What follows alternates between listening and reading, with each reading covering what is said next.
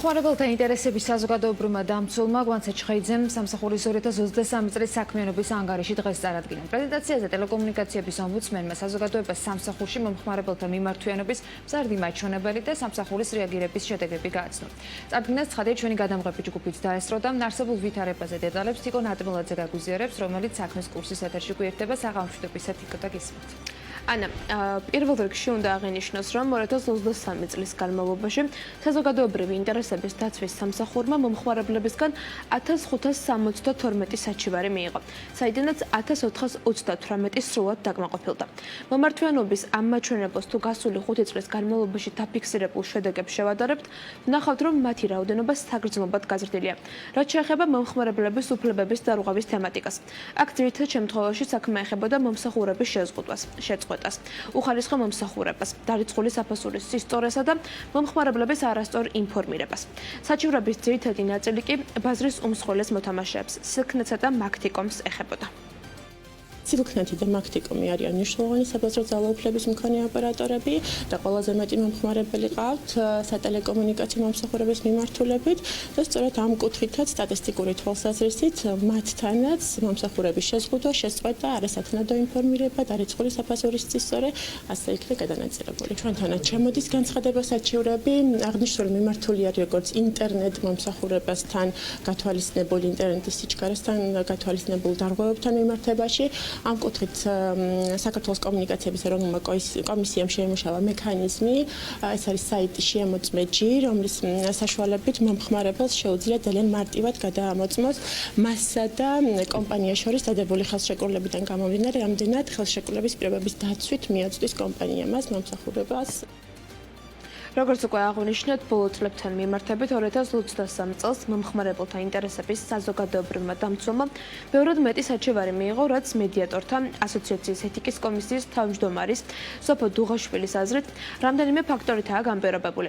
პირველ რიგში მომხმარებლების ცნობიერების ამაღლებით, შემდეგ კი კერძო კომპანიების მხრიდან დარღვევების რაოდენობის ზრდით. მნიშვნელოვანია, რომ ბოლო წლებმა მომხმარებლებს ასწავლა, რომ არსებობს ორგანიზაციები, რომლებიც მათ უფლებებს დაიცავენ, საჭიროებებს შეისწავლიან და არსებულ გამოწვევებზე იმუშავებენ. კომპანიების მხრიდან დარღვევების გაზრდილი მაჩვენებელი კი გადაჭრედი პროცესია და მას კომპლექსური მუშაობა სჭირდება.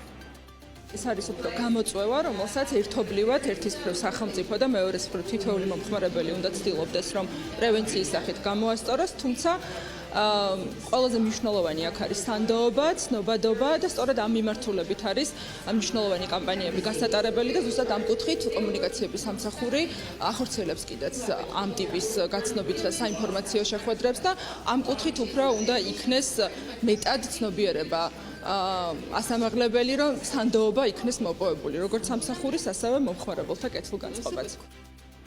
უკვე აღნიშნეთ, რომ პროცესში განსაკუთრებული მნიშვნელობა მომხმარებლების სწორ ინფორმირებას და მათი ცნობიერების ამაღლებას აკისრია. თითოეულმა მომხმარებელმა უნდა იცოდეს, რომ საკუთარი უფლებები მაქსიმალურად უნდა დაიცვას, რაც როგორც მისი პირადი კეთილდღეობისთვის, ისე სამომავლოდ კონკრეტული კომპანიის მხრიდან განხორციელებული დარღვევების პრევენციის საუკეთესო გზაა. შესაბამისად, აღნიშნულ პრეზენტაციაზე, რომელსაც გუშინ ვესწრებოდით, ყურადღება სამსახურის მიერ მომხმარებელთა ინტერესების დაცვის უზრუნველსაყოფად დანერგილ საპრევენციო ღონისძიებებსა და სატელეკომუნიკაციო სფეროში საზოგადოების ცნობიერების ამაღლების საჭიროებაზეც გამახვილდა.